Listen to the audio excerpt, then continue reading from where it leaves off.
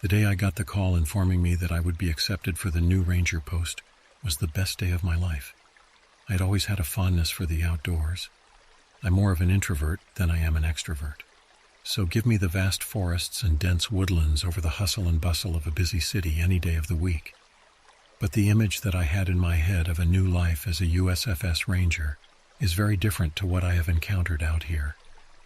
I've decided to type up my experiences up until now, because I'm currently 6 days into a 3-month post in a fire watch tower.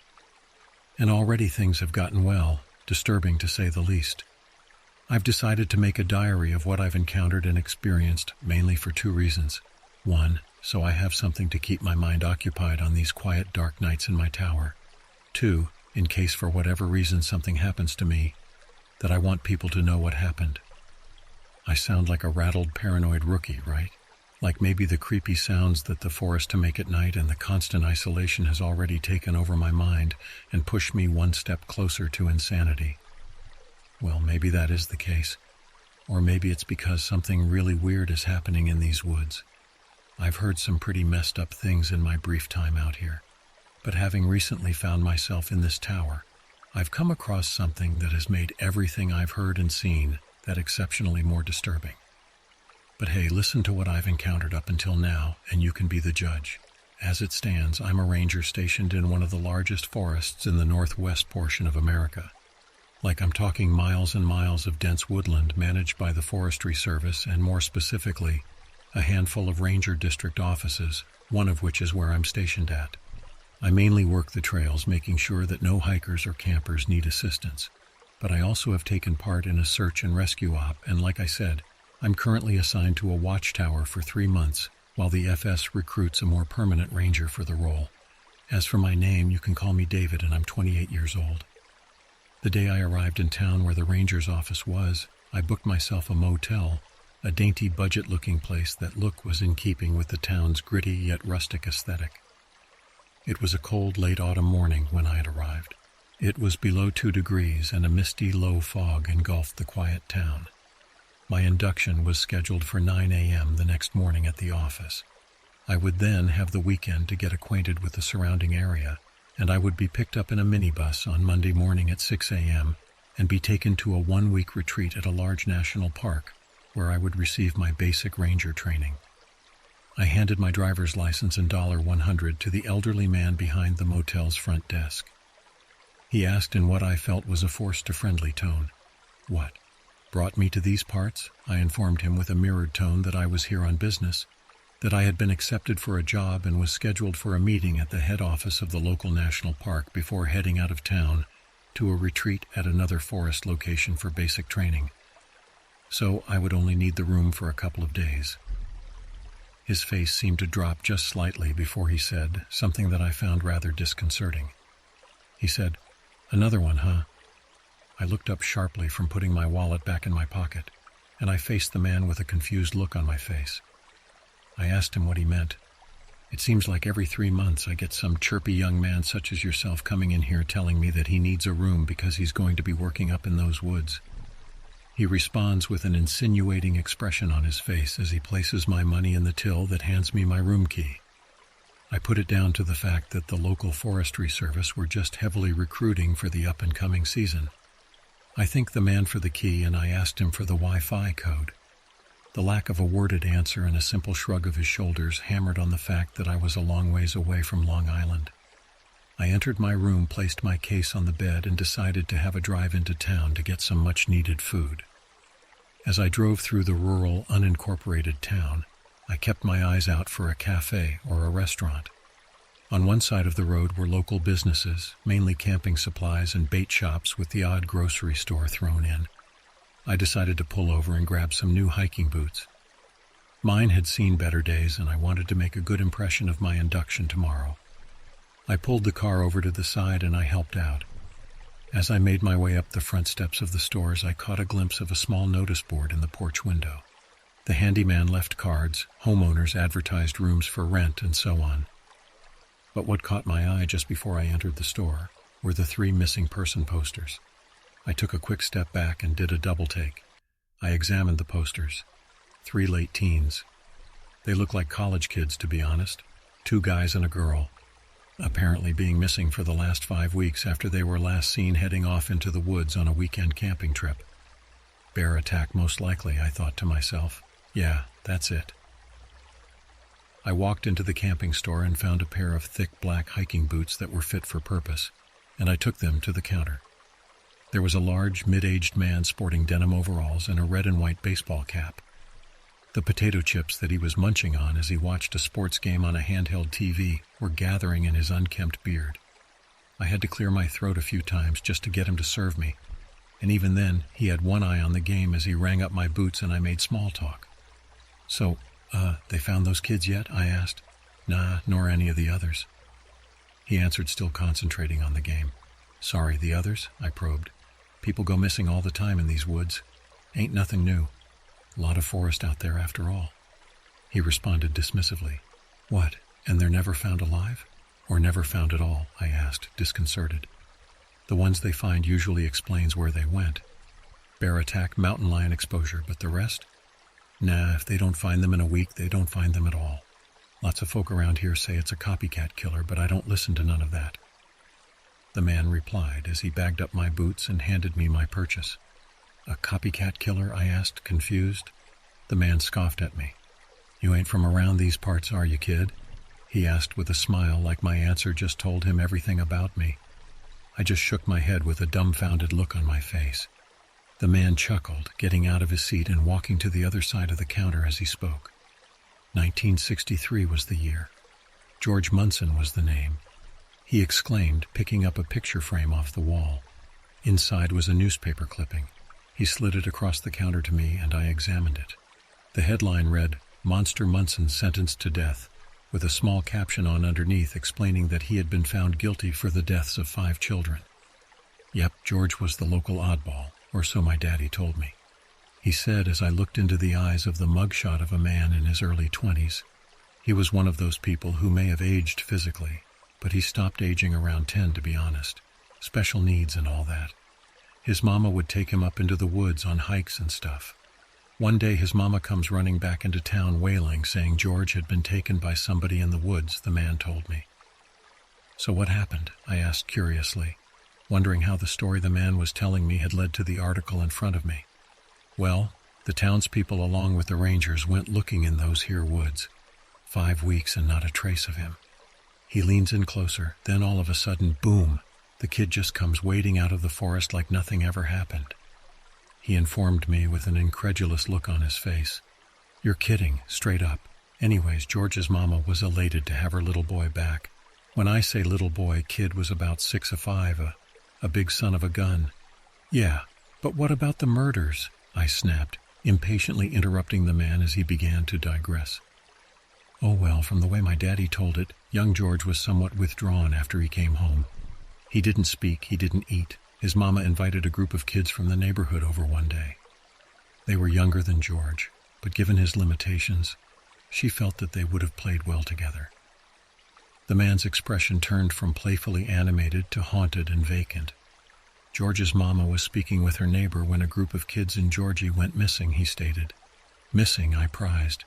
Yep, few of the townsfolk witnessed George leading those kids into the woods. It looked like they were having fun singing nursery rhymes, skipping along, just kids doing stuff. But thing is, those fun-having kids, they never made it home. He informed me gravely. What happened to them? I dared to ask. The man leaned in closer than he had throughout the whole exchange. His search party went looking, found them all mangled and butchered, absolutely unspeakable acts of evil inflicted upon them. There's rumors that some of the search and rescue vets threw up when they found what was left of those kids. But 6 people went into those woods that day. They only found 5 bodies. Georgie was still missing. Where was he? I asked curiously. Well, no one knew until the day that Big Georgie Munson just walked out of those woods again, covered head to toe in the blood of those kids. The man's brow was high, letting the weight of his words hang in the air for a few seconds. So, did he say why? He did it? I asked, rather befuddled.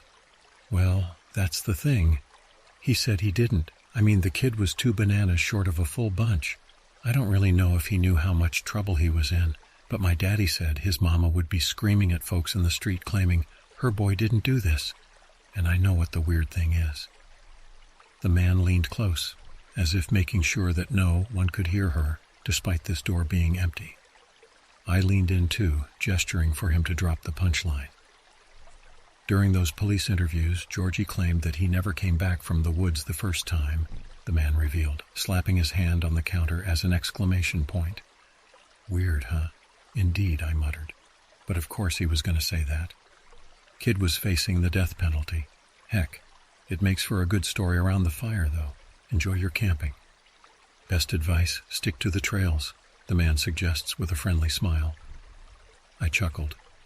"Well, actually, I'll be working as a ranger in the forest," I responded in Joffrey. The man's face dropped before awkwardly clearing his throat and wishing me a good day. We never made eye contact again after that. The man went back to his sports game and I left the store. As I dropped my weight into the driver's seat of my car and let out an anxious sigh, I started the engine and I pulled off the curb, heading deeper into the town in search of a meal. The meek-looking village had a dull and grave feel to it as the late and cold autumn had well and truly set in. I spotted a potential source of food on the corner of the crossroads, and when I drove up to the front and read Rose's Diner on the front of the building, I couldn't have exited the car quick enough. I jogged up the steps, opened up the door, and took a seat in a booth. A waitress who, in my humble opinion, should have retired a good 6 years ago came over to take my order.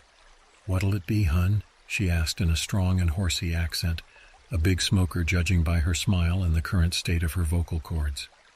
Can I get pancakes and a side order of bacon too? Coffee? Sure, thank you." I closed my menu and handed it to the waitress. As she poured the coffee into my mug, she looked me up and down. "You a new in town?" she asked curiously, having not recognized me in what was a low-populated town. "Yes, ma'am, I'm going to be up." I hesitated, worrying that my honest answer would have the same effect as it did on the store owner. "Fishing, yeah. I'm going to be fishing in the lake.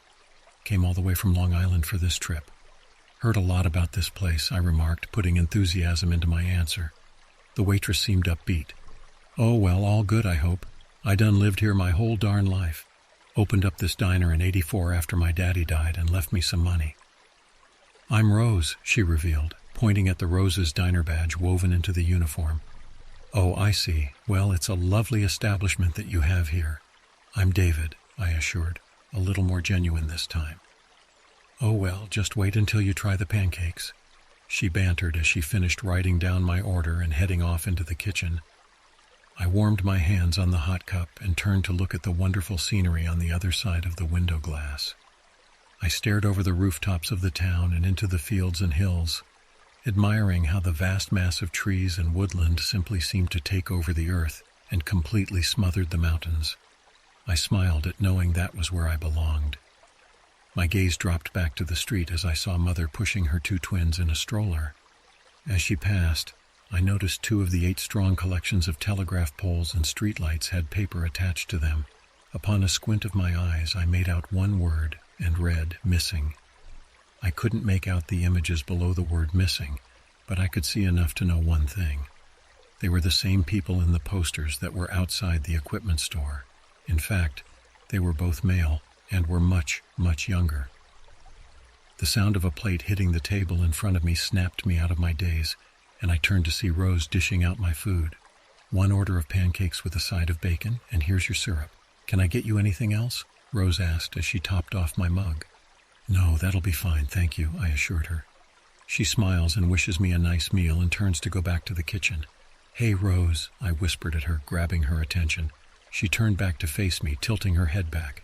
"Yes, hun, say, I'm a bit of a sucker for the paranormal. I love going on ghost hunts and the like. Not many places with the history and lore back home, but come on. You've lived around here all your life. I've heard a few urban legends, but come on. What's the stories around here?" I asked with an encouraging tone and a cheeky smile.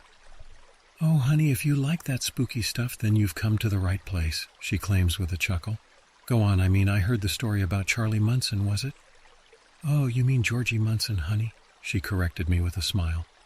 "Yeah, a lot of folks around here to this day say Georgie didn't kill those young'uns. They say that it was one of those doppelgangers, but believe me when I say that local legend's small fry. You ever heard of the Black Elk Witch, or all the legends of the Blood Moon cult that live up in the mountains?" she asked, leaning in and resting her elbows on the edge of the table. No, I haven't heard of those. Well, long time ago, back when my daddy was younger than you, there was a woman. Her name was Elizabeth Wells, lived around here in the 1910s. Complete hermit and a total whack job. Devil-worshipping, witchcraft, you name it. Well, at 45, after the town got sick of her, she was banished and she went to live in a house in the middle of the woods. People paid her no mind after that until one day after 15 years, she comes back into the village totally naked, as well as filthy, haggard, and hairy.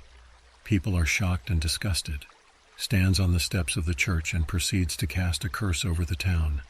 Once again, she's chased back into the forest and up into the mountains like an animal.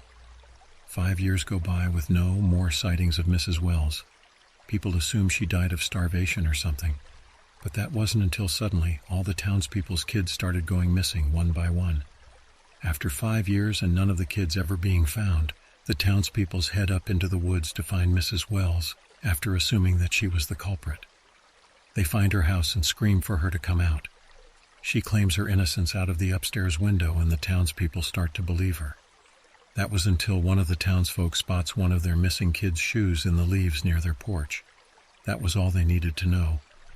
They kicked her door, but it doesn't open, so they break her window and start pouring gasoline into her house.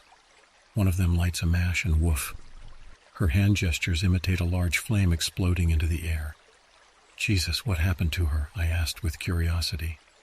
Legend goes they heard her wailing in the house, screeching and squealing as the flames torched her body.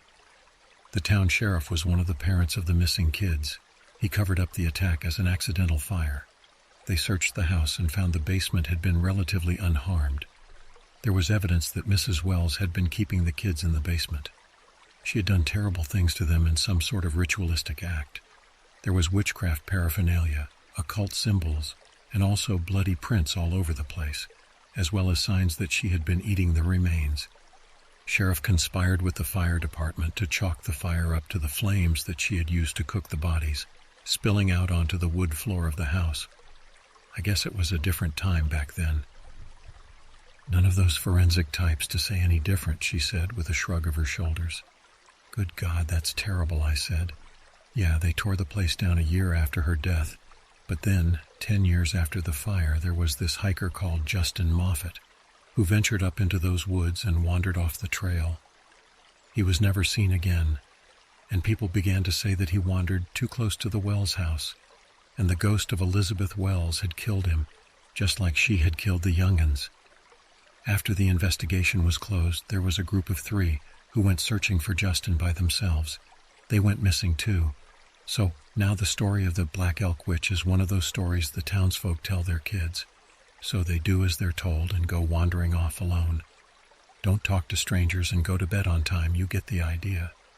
So the story is a myth, I asked, confused and desperate for clarification.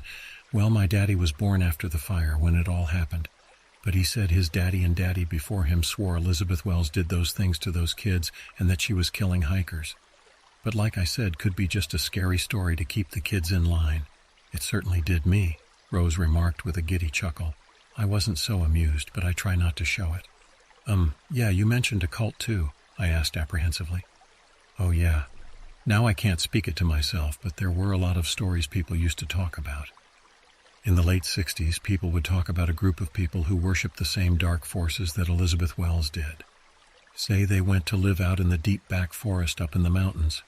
They say they're out there still lurking and stalking lost hikers to use in their rituals and sacrifices to the Black Elk Witch. Her words hung heavy in the air as she made intense eye contact with me for a few seconds, but slapping my shoulder and burst into laughter. Oh, don't worry, darling. It's just some spooky tales that people like to tell. No one's ever seen the so-called cult. It's just another spooky tale to bring up in paranormal enthusiasts such as yourself. Enjoy your meal now before it gets cold. And with that, she departed, leaving me with my thoughts and my pancakes. Thankfully, the food was delicious, and I left a nice tip for Rose and gave her a friendly wave as I left. Hopefully, I would see her again. As I headed to my car, I took a detour to examine the posters that I'd seen earlier. The first one was a young boy named Dennis Weaver, age 13, last seen on a hiking trip with their family. Parents woke up in the morning to find him not in his tent. The poster was dated 5 weeks ago. I took a photo on my phone and headed down to the other end of the same. I headed back to my motel where I called my cell provider and purchased an internet add-on for my package. I pulled my laptop out and began to search the web. I typed in the name of the town that I was in and added the keyword missing persons. I was perplexed when I saw nothing of the sort coming up on my web search. I typed in Dennis Weaver and the town's name and I hit search. Nothing. I went on my phone and pulled up the picture of the other missing poster. I looked at it. Another young boy, this one probably around 15. Chad Mitchell, another one, who had gone on a hike with some friends. He had stepped off the trail in the night, likely to take a leak, I presumed. He's never been seen since. I typed his name into the search bar, and once again I was puzzled to see no articles about his disappearance either. For whatever reason, it seemed like the town was trying to keep the investigations in-house. Why? I had no idea. I decided to do one last search. I typed in Elizabeth Wells and the town's name into the bar and hit enter. The top article caught my eye. It was nothing more than a sort of urban legend wiki, but the title was The Black Elk Wedge. I clicked on it. A horrific sketch was the main image that sat below the title. It was of Elizabeth Wells, a.k.a. the so-called Black Elk Wedge. Her hair was so wild and unkempt, I could not but compare her to Medusa. Her limbs were stretched out in a crucifix position. She was drawn without clothing, but shaded in places to represent the muck and hair on her body. On her back were what seemed to be rags that resembled a type of cape. Her face was drawn with zero beauty, bordering on contorted into anger and deformed malice as these sketches of flames danced on her flesh. A chill ran down my spine as the crude pencil dots for pupils seemed to stare right into my soul. I read the article and realized the story fit the exact rendition that Rose had given, although there were a few different versions, one of which she had drowned in a lake by the townspeople, and the other where they had nailed her to a crucifix and tied her to a tree, leaving her out in the winter to freeze. But other than those variants, the story remained the same. I closed the laptop, deciding that I needed a good night's sleep, and didn't fancy waking up in a cold sweat. The next day, I headed to the district office for Forestry Service and prepared to meet my employers and co-workers for the first time in person. I stepped into the office and gave my name to the ranger on the front desk. I gave my name, and she quickly informed me that the head ranger was waiting for me in his office. I went through and knocked on the door that I was directed to.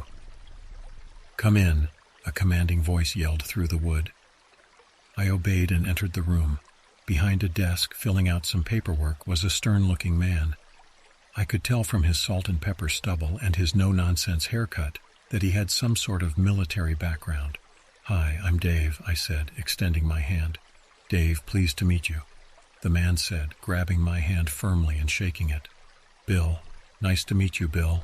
Nice to have another New Yorker around here, to be quite honest. Some of these guys are so northeast that they make me sound like Tony Soprano, you know," he said with a soft chuckle. We shared a laugh, and I immediately felt more at ease. "So that office liked you the best out of all the video interviews?" "No, David, I'm going to be honest. Picking recruits isn't really my purview, but training them and weeding them out definitely is. You understand me?" he asked, an intimidating stare piercing my soul.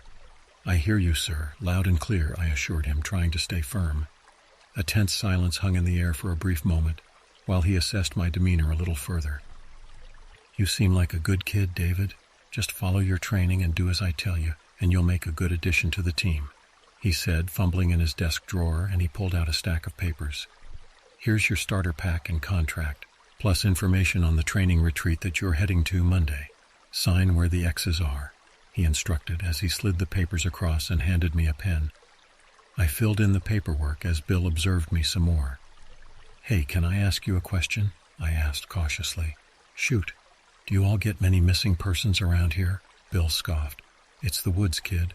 There are mountain lions, bears, wolves. We try to tell everybody to stick to the trails, but a lot of people think they know better, you know. What's the matter, kid? Already having doubts? You think the big bad wolves are going to get you out there?" He poked questions at me, teasingly, until suddenly he narrowed his eyes and looked at me with a little more suspicion. "Unless somebody's been getting in your head who you've been talking to," he demanded to know. His switch in attitude caught me off guard. I fumbled and answered, "What? No, one. I mean, I went into town yesterday and I saw a lot of the posters up. Just seems like a lot of them for such a small community." I responded in a desperate, apologetic tone. Bill seemed to relax. "Well, you know these small-town types always think they know the woods better than us. The sheriff's department is made up of 2 on-call guys. They don't know what it's like to listen to authority and order. They do what they want and don't listen to our advice. And then, when the crap hits the proverbial fan and they get eaten by freaking Yogi and his pals, people might want to make up some boogeyman stories, but it's just the woods, kid. It's a dangerous place. That's why the government made the dafts, but people still think they know better, and they always will. So yeah, to answer your question, we got a lot of missing people. Don't worry though. As a part of your basic training, you'll be shown search and rescue techniques." "Well, great. I can't wait," I exclaimed, feeling a little better about Bill's explanation. "So young and so full of optimism, you remind me of myself 30 years ago," Bill said with a sorrowful chuckle. I smiled and handed him these signed forms. I was officially a forest ranger. "The bus will be here Monday. Be here at 5:30. It's leaving at 6. You should be in Denver by 2. Training starts Tuesday morning. You'll be back here Friday night. By then, we should have your accommodation arranged so you can pick the keys up when you're back." "It's been a pleasure, David. I look forward to working with you," Bill exclaimed, offering yet another firm handshake from his rock of a hand. I left the office and headed to Rose's for another batch of her delicious pancakes. The bus pulled up at the Rocky Mountains National Park on time, bar a few-minute delay. We exited the bus and made our way to the visitor center.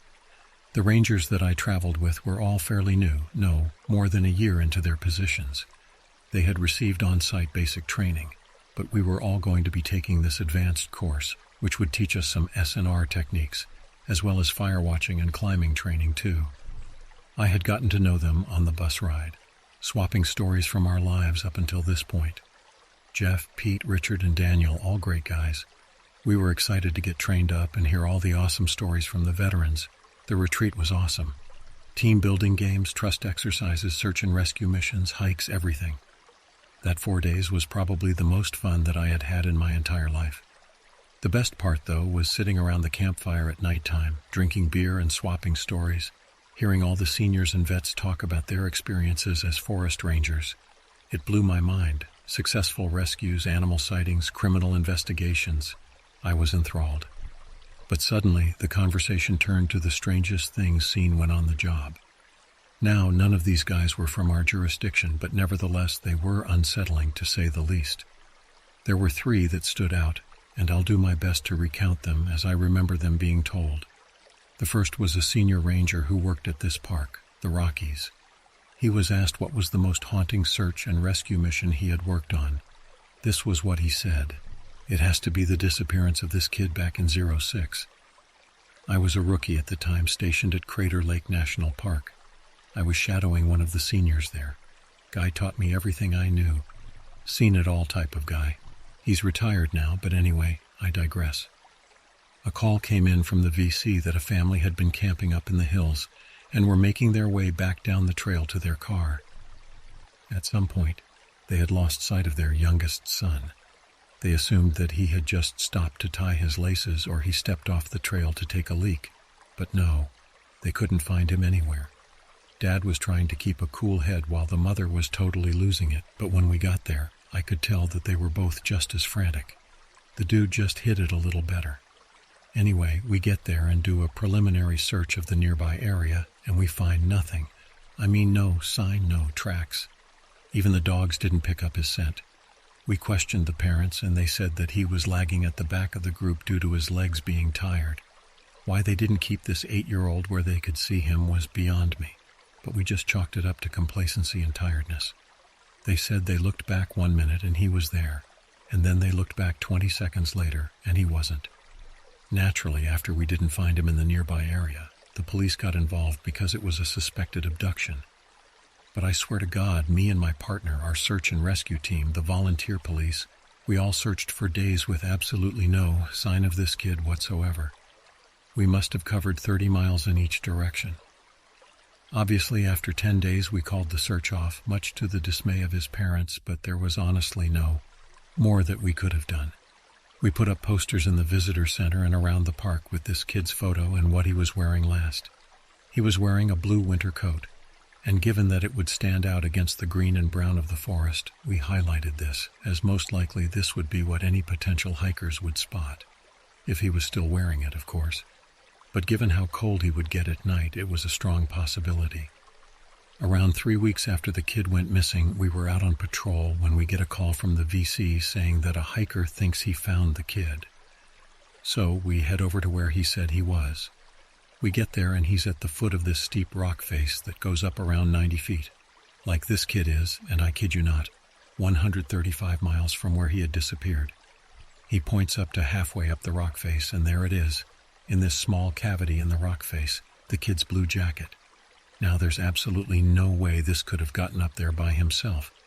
It was hard enough for me to climb up there and get it myself, and I had training and equipment. I do get up to him, and I swear to God I nearly fainted and fell to my own death. This cavity was more than 10 inches deep and long. No more than 3 inches wide either. The jacket's just stuffed in there. So I go to pull it out, and as I do, there's this real strong smell coming out of the hole. It smelled like rust and a strong coppery smell. I think it's something to do with the rocks and air pressure or something like that. Heck, I'm not a geologist. But no, I quickly find out what it is when I pull that jacket out. It's the kid. I've never seen anything like it. There was no blood or torn flesh or anything around the cavity's opening. But the way that he had been stuffed in there was horrifying. The way his eye was just looking at me, like a stress ball that had been squeezed, it made my blood turn to ice. The cops had to bring in specialists to chisel the rock out so that they could retrieve his body for an autopsy. My partner at the time was a drinking buddy with one of the detectives. He told me that when they got the kid out, he was messed up. Like his insides had exploded out of him at both ends. Every bone in his body broken, but no superficial injuries. They said that his blood vessels had exploded and 2 whole pints of it had leaked out of his mouth, his nose, and ears. That's what the copper smell was. It is terrifying as that kid had been missing for 3 weeks. But when they got him on that table, they said that he'd only been dead for a matter of hours. And they also found berries in his stomach. What was left of him anyway? And he wasn't dehydrated or malnutritional. The cause of death was recorded as exposure. Hilarious, can you believe that? My partner asked his detective friend about the next time they went drinking, and he told him, "We've been told to not ask questions. I don't know what's going on, but I can't find anything about it online. In fact, the missing persons website had him registered as still missing. Someone wants to cover it up. But why? I don't know. Don't want to scare off visitors, I guess.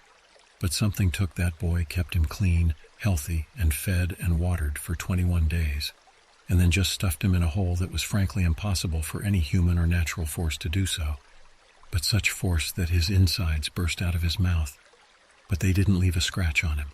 But yeah, exposure, right? That's the one that keeps me awake at night. Us newbies, we all sat there a mouth open. I noticed how the more senior rangers didn't look as shocked. It was more look of somber shame, like they'd heard it all before. A ranger sat across from him and slapped his knee. I think I heard about that one. Made the rounds a while back and another training retreat. But here's one that you haven't heard. Trust me. We all leaned in with anticipation, and the ranger asked us all to swear that we keep this to ourselves before he began his story. We did, obviously, but he makes it abundantly clear that he can't leave the group, because he has no idea how bad it could get for him if people find out that he talked. Again, we swear to him that we won't, but even then he isn't comfortable telling us where he works or anything. But we don't push him. Now, I don't know if this is verbatim, but this is how I remember him telling it. Okay, so I'm around a year in. I met him back up this trail in the morning doing a check-in on a couple who were camping up there. I get about 100 yards from their camp, and the dude is like in the middle of the trail waving me down in a panic. I pulled the ATV over and asked him what was wrong. He was like, "Dude, he ain't gonna believe what we found. Come look." And so I follow him back to his tent, and I can hear crying. He pulls the flap back and boom, his wife is sat there holding a baby. Now these guys didn't have one with them yesterday, let alone a baby when I left them. So I'm baffled and ask, was she pregnant? And they tell me that it isn't theirs. They say they woke up because they had heard crying in the middle of the night. So they got up and went in to investigate. It was coming from within the tree line. So they're going around 20 feet and they find this baby just laid there against the foot of a tree. They tried to call the VC, but their cell phones were dead. So they were just waiting for me to come back. So I'm like, I can't take this baby back down a 5-mile trail on my ATV. So I tried to radio back to the VC, but I can't reach him either. I figure it's because of the mountains close by and the heavy tree overhanging. So I tell them to keep the baby warm and safe, and I'll be back with CPS and the police.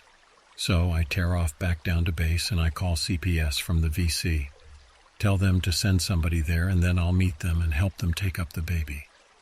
They start asking me questions, which I didn't consider at the time, but when she asked me, is the baby hurt, injured, or in need of urgent medical attention? No, they just found this baby in the middle of the woods with no other campers up that trail that day.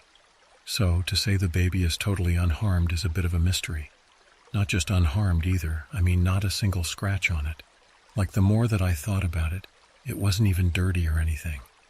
Like it was so bizarre, but I just told her the kid was found in the woods and that they needed to get there ASAP. They tell me that it'll be an hour before they can get somebody out to me. So one of the other rangers tells me that he'll wait there for them and urges me to go back up with some blankets and other stuff. So I point to their camp on the map and I head back up.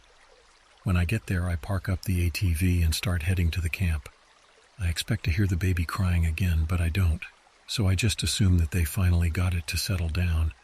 But as I get closer, I can't even hear the couple talking or anything. I pull back the tent flap and nearly scream the woods down, and to God, this couple is just laid there totally butchered, torn apart, everything missing. But no sign of the baby either. That's what I was afraid of the most. Like this black bear or mountain lion is savage, this poor innocent baby. So I jump on my ATV and start heading back down the trail until I get a signal. I radio to the VC and I'm freaking out. I'm yelling at them to get animal control or fishing game or something, even the FBI. Base tells me to calm down and that the authorities are already on their way up to me, and they suggest for me to wait by the scene to make sure that nobody comes back to destroy the evidence. So I go back, but I'm just stood on the edge of the camp, refusing to go near that tent by myself. 30 minutes or so go by and my colleagues show up with the authorities. So I run over to them to guide them to the tent.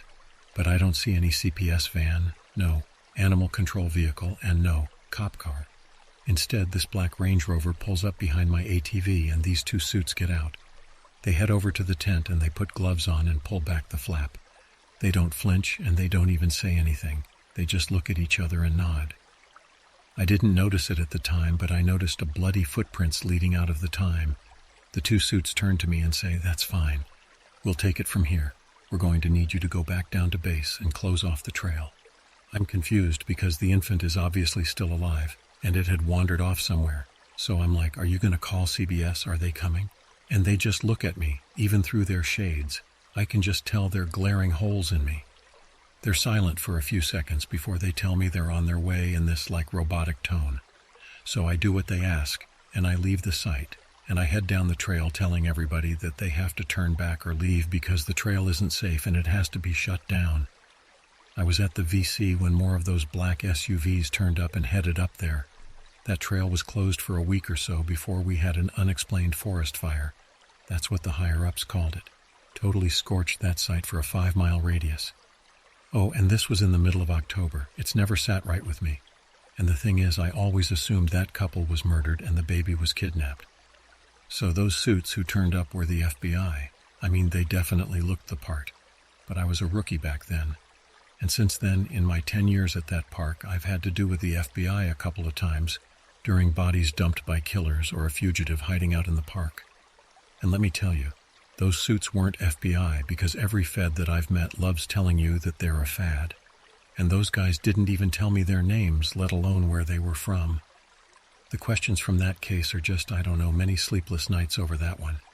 Anytime I asked for an update, I either just got told not to ask and to get out of my job, or I get some BS story about how a bear had attacked the man, woman, and baby, but just took the infant away for its young. Even if that load of crap was true, though, it still doesn't explain how the baby wound up in the woods in the first place, and it doesn't explain who these suits were either. Us rookies were all leaning back with wide eyes as we rubbed our knees. We exhaled with anxiety as the story made the hairs on our necks stand up. Some of the others started to talk about David Paulides until a lot of what he talks about resonates with them. How there are so many mysteries when it comes to disappearances in the woods. But the parks and forests do their level best to make sure that nobody finds out the truth. We all venture it's likely, so visitors keep coming to the park, regardless if it's safe or not, to protect the tourist income. The woods are never 100% safe anyway, but with a good standard of training or knowledge and sticking to the marked trails, your chances of making it back home are pretty good. But you throw in some of the stuff these guys have witnessed, and people may think twice about camping.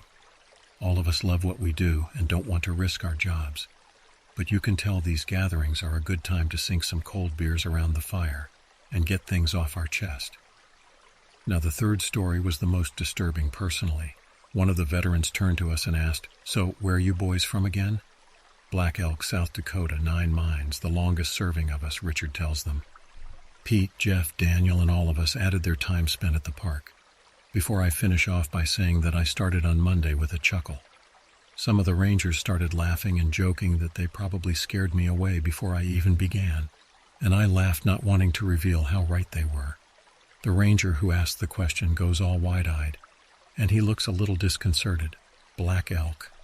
Oh dang, I used to go camping there all the time back in the early 2000s, but I haven't been back there in years and I don't ever want to.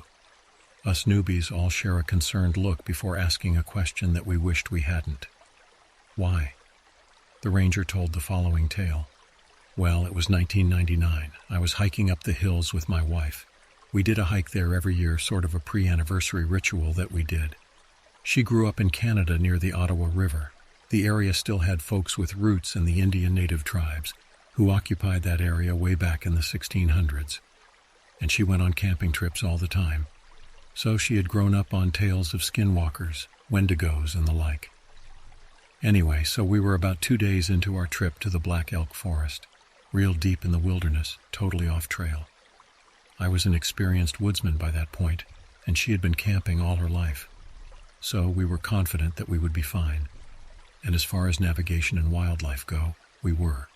But this one night we decided to go to an area that we had never been to before. We felt adventurous, what can I say? Anyway, we're walking, and darn it, we just cannot for the life of us find a good spot to set up for the night. And nightfall hits us pretty darn quick. So by now we're making our way through the wilderness looking for a clearing to set up camp, and the woods just seem to be getting thicker and denser the further that we go. My wife is ahead of me as I've got my head buried in the map. One gist is, I'm like, I think there could be a good spot up ahead. I almost knocked my wife on her face. I look up asking why. She had just stopped walking, and she just starts whimpering, saying, "We need to go back. We shouldn't be here." And I'm like, "What's got you talking all stupid?" Anyway, she just points forward, and I follow her finger into the trees. And I kid you not, there's a house in the middle of the woods. It's old, ruined, and half of it looks like it's near burnt to heck, its potential shelter for the night. So I start heading towards it to take a closer look, and my wife grabs me like I'm about to walk off the Grand Canyon. I'm about to fully divorce this woman because she's dragging me back the way we came, and I'm tired as heck. But I've been with my wife for a long time. She's tough. Nothing really rattles her. But that look in her eye, man, I just knew to do what she said. Anyway, we hike for another hour or two in the opposite direction. Every so often, she's turning to me all wide-eyed and gasping at me. "Did you hear that, Rick?" I tell her that I don't hear nothing and that she's just tired.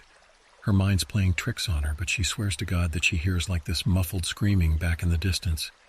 I just tell her that it's probably some injured animal and to ignore it. We pick up the pace and get out of there. I didn't tell her at the time, but the thing was, I did hear it, and it wasn't any animal. Let me tell you, we lose the noises eventually, and to our relief, we find a place to set up camp for the night. We get the tent up and get a fire going and sit down and make some quick food before we turn in. We're sitting around the fire heating up some dinner when I confide in her that I had indeed heard the screaming. I explained that I just didn't want her to panic and to keep a clear head until we got to safety. We both discussed just how creepy and unsettling the sound was, and I asked her why. She was so spooked when we had spotted the house. She tells me this tale about this woman who lived in Spearfish in the early 90s. She had killed a bunch of kids, and the town came to her house in the woods and drove her out by burning her house down. They grabbed her and did some horrible things, and they left her nailed to a tree so that she could slowly freeze to death in the winter. There's an urban legend that her ghost still inhabits the woods, and if you see her house, to run, because if you go near, she'll come after you. She starts having like a joke with me, holding the torch under her chin and making ghost noises when suddenly her face drops and she's looking at something behind me. She turns to face the fire, and I turn to look at what scared her. She snaps at me quietly, hushing me to face the fire. I can hear twigs snapping and leaves crunching, but she just keeps begging me to not look at her, and to just look at the fire, and to not respond to anything she says. She tries to make small talk and keeps her mind occupied, but it was tough. Whatever this thing was, it had followed us, and it was walking towards us. I slowly start to reach for my Glock, but my wife grabbed my arm and told me just to face forward and to ignore it. Easier said than done when it came and stood behind us. Now I'm sad at 6 o'clock, and my wife is sad at 8, and I can feel the thing behind me wheezing hard and muffled groaning, and the smell, good God, the smell like rotten meat. I started to feel bits of warm and putrid air in the back of my neck, like a pig was breathing on me through a sieve. I look over at my wife, and she's staying strong, but the tears are coming out of her eyes, and I'm just about to pee my pants when I hear this thing say, "Give your face," like in a muffled voice, like they were saying it through a rag or something. I do what my wife says, and I just lose myself in the flames. I hear the thing move away from me and head back into the trees. After about 20 minutes, my wife finally speaks. That was the Black Elk Witch. I asked her what the heck she had wanted and how did she know how to get rid of her. She tells me, as the legend goes, if you ever hear her coming and get to a fire, she doesn't like it. If you stare at the fire, she won't come near it to look at you. She told me that she wanted her faces, and that's why, she said, and not to look at her. She also said, and not to reply to anything she says, because if you do, she'll take your tongue. We packed up at first light and we got the heck out of there. I've never been back since. The ranger finished his story and let the weight of it sink in. I think a lot of us were waiting for him to burst into a fit of laughter and slap his knees, knowing how much he had scared his butt, and never came. And I was just left thinking of the tales the town folks had told me, the missing people, Georgie Munson. What was going on in the woods of this world, and was there something waiting for me back in the Black Elk Wilderness? That Monday, I reported to work for my first day. The first few weeks of my employment here were rather uneventful. I was placed with a senior ranger, and I shadowed him around the forest for the best part of the month and getting a grips with the day-to-day life as a forest ranger. I got to know my senior advisor, whose name was Chris, really well. We spent the day shooting the stuff and talking about our families, our hobbies, our sports teams, and so on, when suddenly one day he gets a call on the radio from the VC. I watch as he speaks into the device. "Chris here, over. Hey Chris, we've had a call from a family up on Horse Thief Lake Trailhead. They're saying their 2 children have wandered off in the night. They can't locate them.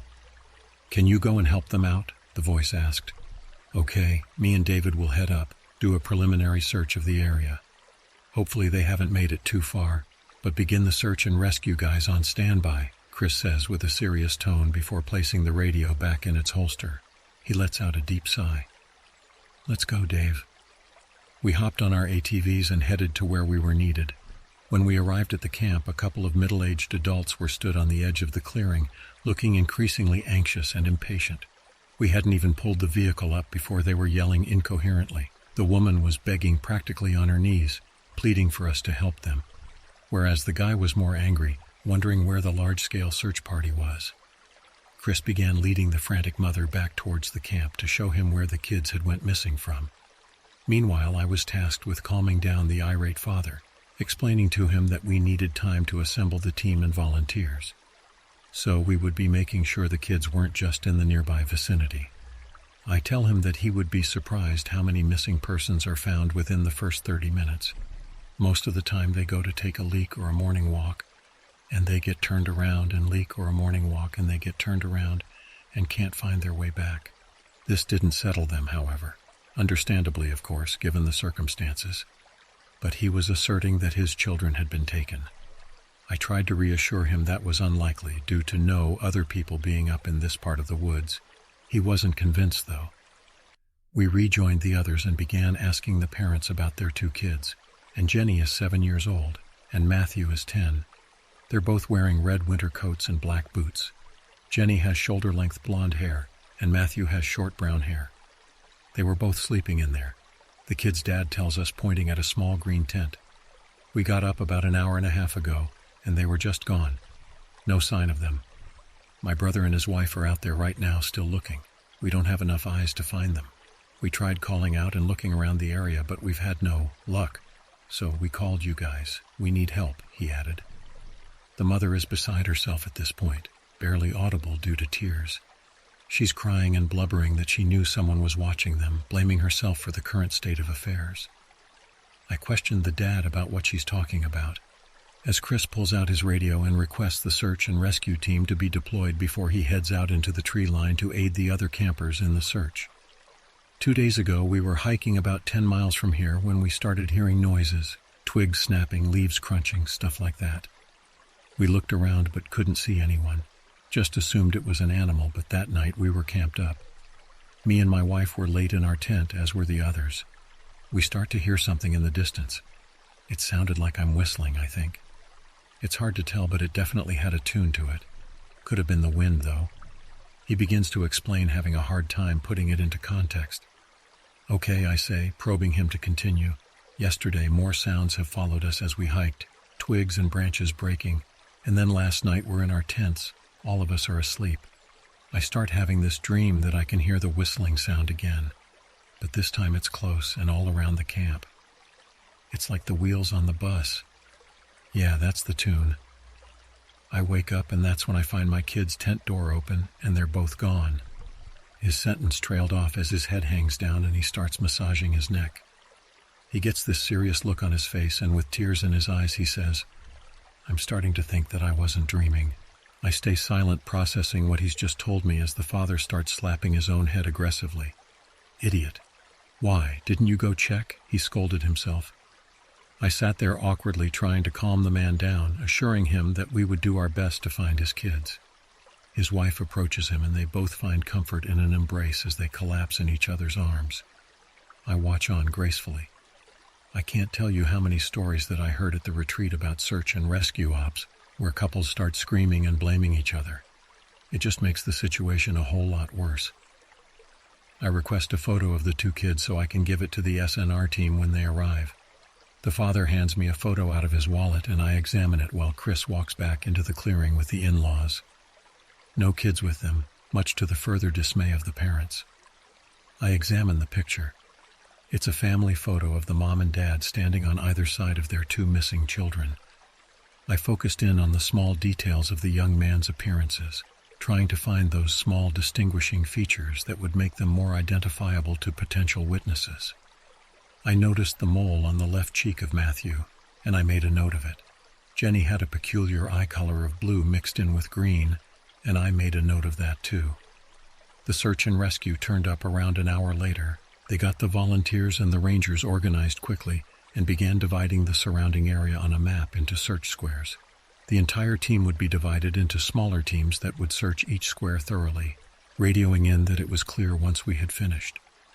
We searched every square over the course of 5 days, each night that went past with no result. The mom screamed louder and the dad held her tighter. As we all imagined these 2 kids out in the woods, scared, cold, and hungry. But on the 5th night, when these search teams came back into camp, once again empty-handed, the talk began of calling off the search effort. The parents began screaming and yelling, accusing us of giving up too early. But there was nothing more that we could have done. If those kids weren't where we had looked, then they would either be abducted by aliens or they had sprouted wings and flown out of the park. But just as the S&R team later was explaining, they would keep an eye out, and rangers would patrol the trails every day just in case they turned up. The bushes began to rustle behind us. We all turned to see what it was, some even raising firearms in case it was a large predator. But it wasn't a predator. It wasn't even an animal. It was a kid. Jenny, the missing 7-year-old girl, came pushing her way out of the tree line and into the camp, like nothing had ever happened. She looked clean, healthy, and coherent. She didn't look like a girl who had spent over 120 hours in the wilderness with no supplies or equipment. Her mother ran to her and grabbed her like she would never get to touch her again. We all rushed over to the heartwarming reunion between the parents and their child. But those feelings of warmth and happiness came to a halt. As I began to process how wrong this entire scenario was, and the parents realized that Jenny was alone. "Jenny, where's your brother?" the mother asked frantically. Jenny just stares at her vacantly, and her response has lived in my head rent-free ever since. "He's playing with the funny animals. No trace of Matthew was ever found until tonight," which had prompted me to write this because I don't know what's out there. But I think it or they are taunting me, just like they had done to the person before me. He kept a diary, and now I am doing the same. After Jenny pointed to a group in the direction of where she had come from, they took to try and track her movements to find Matthew. The mother stayed with Jenny while the dad went with the group, now reinstilled with the hope that Matthew was alive. Funny animals to him meant a squirrel or a rabbit, but the answer just seemed much more sinister to a neutral. I guess people hear things differently when they have an emotional attachment. I stayed with the mother and Jenny. I sat down beside them, making sure that she had everything she needed: food, water, blankets, whatever. At one point, the mother said that she needed to use the bathroom but couldn't bring herself to leave Jenny. I assured her that I wouldn't let Jenny out of my sight and tell her that I'll sit and talk with her until she gets back. After reluctantly agreeing, she leaves me alone with the girl. I decided to use this time to get a bit more information out of her. "Jenny, where did you go in the night? Your mom says she got up and couldn't find either of you or your brother," I asked with a soft caution. "Well, the funny animals asked us to come play," she responds, like it was the most normal response in the world. I decided to humor her. "Okay, and when you say funny animals, what do you mean? The Foxman. He asked us to come with them. Matthew didn't want to, so the Foxman carried him," she responds cheerfully. I sat eyes wide as the images in my head did not match your innocent recount of her experience. "Okay, and then what happened when you went with the Foxman? Where did he take you?" I asked, trying to keep up my facade of enthusiastic interest. That had just how disturbing this all was. "He took us to the others. The deer man, the bear man, the wolf man, and the kitty man." "Okay," my voice trembling with fear at this point. "Then what did they do with you? What? Made them funny? Jenny? They took us to their house, and they were funny because they were like people but with the heads of animals. They didn't wear clothes even though it was cold outside. Oh, and they crawled around on their hands and feet with their bellies up in the air." "Funny, huh?" she asked me with a giggle. Yeah, funny." I gasped before zoning out as a horrifying image of a crab-crawling man with animal heads was haunting my mind. I stayed quiet as the mom began walking back over to us. One question popped into my mind to ask while I had the chance. Was their house in the middle of the woods? "What, kind of burnt like it had been on fire?" I asked curiously. The girl nods, which made my heart sink. "Then, what happened when you got there? Did you stay there the whole time?" I asked, these seriousness palpable my expression. "Well, they took us inside, and the Foxman fed me insane to me in the attic. And after a while he brought me back to Mom and Dad." She responds with an appreciation to her tone. The mom is just about to reach us when I asked what about her brother. "The other funny animals took him down to the basement to play with them. They said that they would bring him back when they were finished. So he'll be back soon." The mother sits down and gives Jenny another big hog, like she had just found her all over again. I smiled politely, silently, sharing that she's been no trouble. Jenny was wrong, though. They never found Matthew, nor the house that he was apparently taken to. I had told Chris the details from my disturbing conversation with Jenny, but Chris informed me that he had been a ranger around these parts for 12 years, and he's never come across the house in the woods, ruined or new. We searched, and nonetheless, over the next few months, but nothing ever came of it. This was my first missing persons case. It did rattle me, I'll admit, that the sounder mother made when the party came back empty-handed. Good God. I think the fact Jenny came back gave her hope. So to have it ripped away once again, it just broke her. I felt guilty. I gave the couple my phone number and agreed to keep an eye out for the boy, to do everything I could to find him. Chris told me that I shouldn't have done this. I felt that he was being a little cold and harsh at the time. I was just trying to give the couple some peace of mind, but unfortunately, I saw his point in the end. Over the next 3 months, I must have received over 200 calls from that couple demanding that I find their boy. And when we found nothing, guess who was the punching bag? I got to the point where I simply had to ignore their calls. They eventually stopped, and I assumed that they had accepted their loss. But now the officer called me one day and told me that the couple had raised to complain against me. They scolded me for not setting boundaries and getting too emotionally invested in a job where we can't get emotionally invested. People go missing in the woods all the time. I'm going to have to get used to that. Apparently, the higher-ups inform me that protocol dictates that I should be placed on suspension while the complaint is investigated. I began to hand over my firearm and my ranger's badge in a huff when Bill told me to stop. He whispered to the other shot callers before they turned back to face me. They were confident that I wouldn't lose my job at the end of it. It would go down as just a lack of foresight due to inexperience. There was no malice in what I did, and I didn't get anybody hurt or killed due to misconduct or incompetence. The parents were just looking for a scapegoat to blame for the disappearance of their son and my do-gooder attitude and put me on the firing line. But regardless, they had made a complaint about my conduct, messing with their heads and exploiting their grief by making false promises or the words they used in their letter to the office.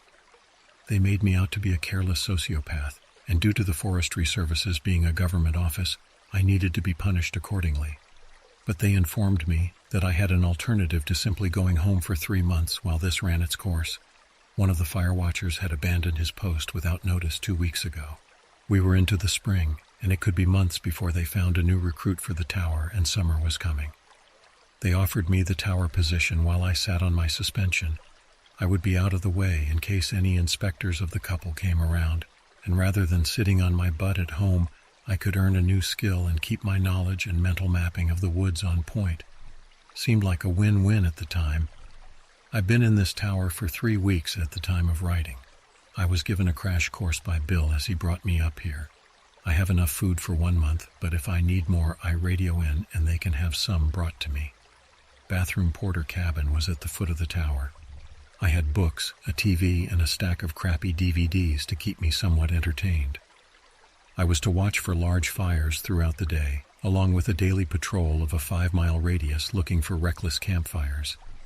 The tower was in the middle of backwood wilderness, around 20 miles from the Black Hills. No trail, so any campfires around here are strictly forbidden, especially this time of the year.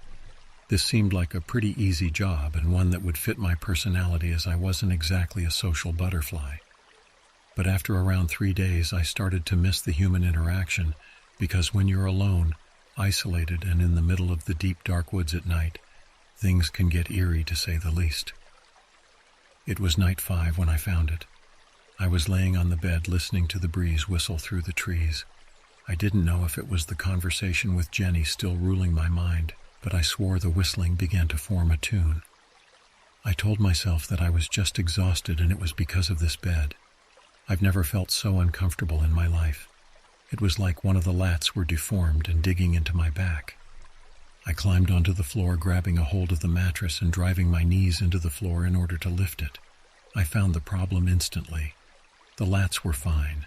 The mattress was a little thin, but the problem lied in the fact that hidden beneath the mattress and in the middle, 2 lats were 2 VHS tapes and a ledger. I looked down at confusion in what I was seeing. I took them out and I placed them down on my bedside table, allowing the mattress to drop back perfectly into place. I hopped back onto the bed and picked up the 2 VHS tapes. They looked old even for their era. DVDs would be ancient these days, but at least I'd be able to see what's on them. So instead, I picked up the ledger. A green leather sleeve was hugging the cluster of white paper pages with a black elastic strap holding it all together. I turned on my bedside lamp, peeled back the strap, and opened up the first page. For anyone who reads this, please read with caution. Heed what I have written as I have survived this long. But if you find this before I can give it to you, be careful I wasn't able to finish it. The ominous message was all that sat in the middle of the page, and it made me sit upright in bed, instantly grabbing my attention. I turned the page once more, and this time was greeted with a full page of writing. Neat, rational even. I bent the book into a rainbow shape and let the 100 or so pages flick over and over like a flip book. I noticed 2 things. The entire book bar the last 2 pages was full, and the more the pages went on, the more erratic and frantic the man's handwriting became. I read the last 2 words on the last page of the book. She's here. A chill ran down my spine as I read it, and I quickly flicked back to the front of the book and began reading from the first page. My name is Mark Ellis. I was a fire watcher. I was stationed in Tower 5, located in the Black Hills of the Black Elk Wilderness. And if you are here attempting to do my job because I am gone, then there are things you need to know in order to survive. Things that will help you see the next morning, because believe me, they are out there. She is out there waiting, watching, pushing, trying to get you to make a mistake. One mistake and you belong to her. You're in her house now and she does not want you here. I don't know what to make of all of this yet, but I pulled out my laptop and decided to start making my own journal about the things that I've seen and heard so far. And soon, hopefully, I'll be able to update you with the things that I have seen and heard since. I'll keep you all posted. Speak soon. You.